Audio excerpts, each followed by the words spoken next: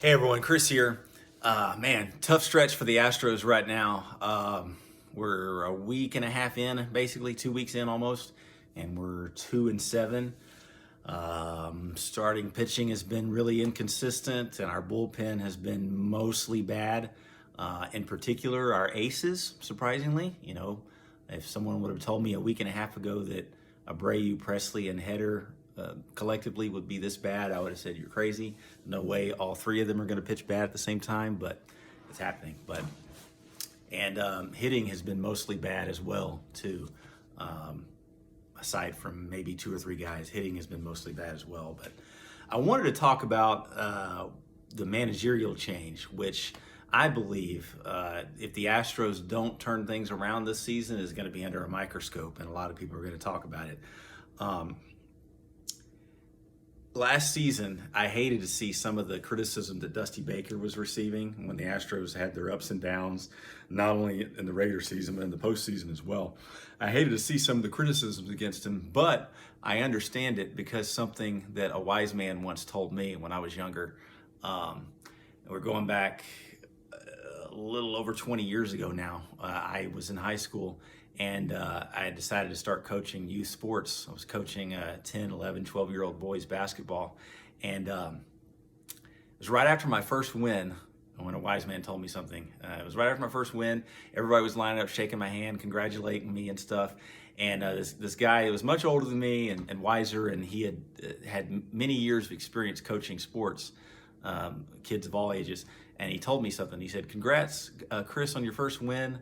Yada, yada, yada, yada, yada." And then he told me, "Remember this, they love you when you're winning."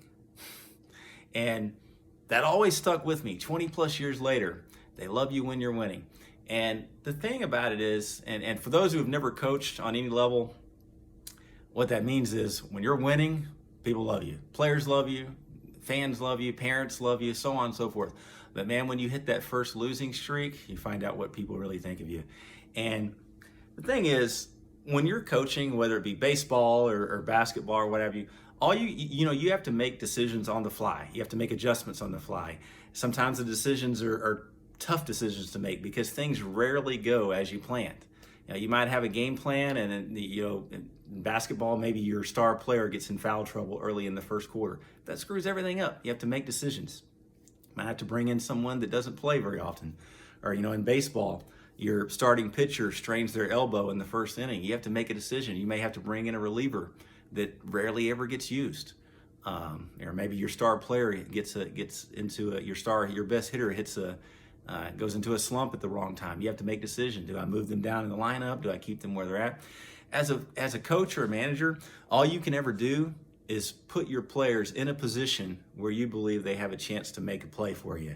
If we're talking basketball, that might mean you bring in a defensive stopper to try to shut down the other team's star player who's lighting you up every trip down the court.